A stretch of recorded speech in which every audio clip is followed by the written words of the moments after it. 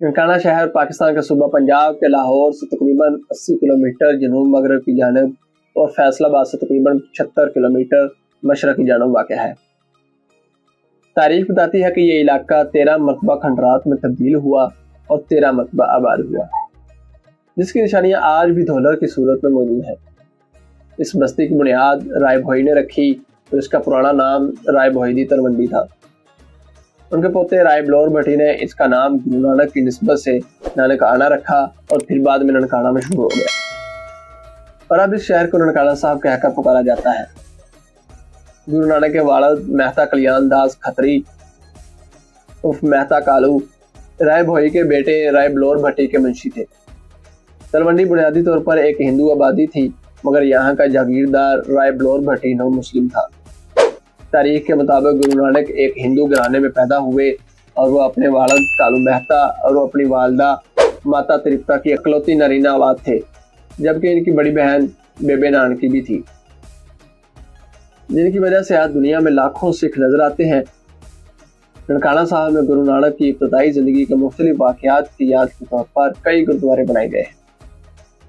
इसलिए ननकाना साहब को गुरुद्वारों की सरजमीन भी कहा जाता है।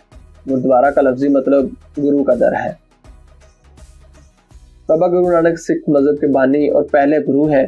गुरुद्वारा जन्म स्थान ननकाना साहब, जो असल में 1600 ईस्वी में तामीर किया गया था, 1819-20 ईस्वी में पंजाब, कश्मीर, पेशावर, कांगड़ और हजारा की सिख कॉन्फ्रेंस ज्ञान महाराजा जसात सिंह गुलाम गढ़िया ने इसकी तज़ीनो आराइश की थी।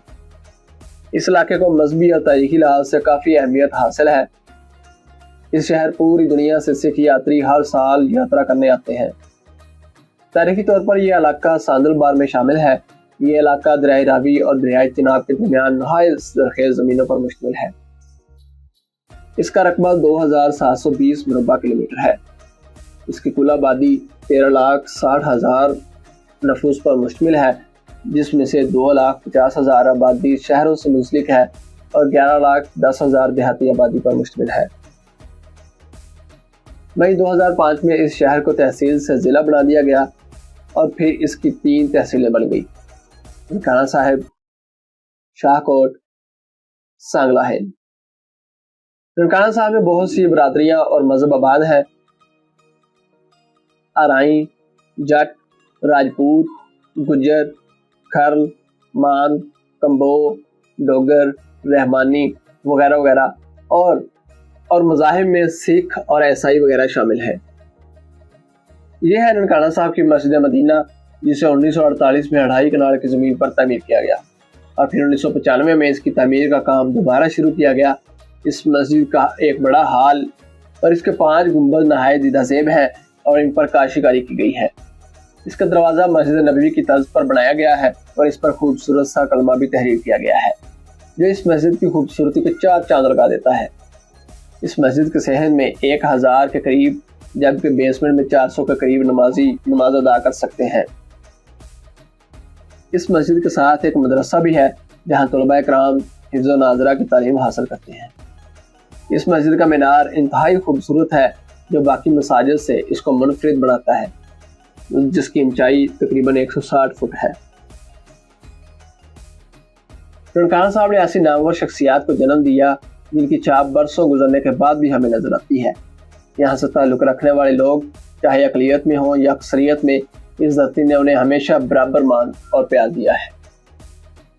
ननकाना से ताल्लुक़ रखने वाली शख्सियात में साबिक़ वज़ीर आला पंजाब और स्पीकर पंजाब असम्बली हनीफ रामे,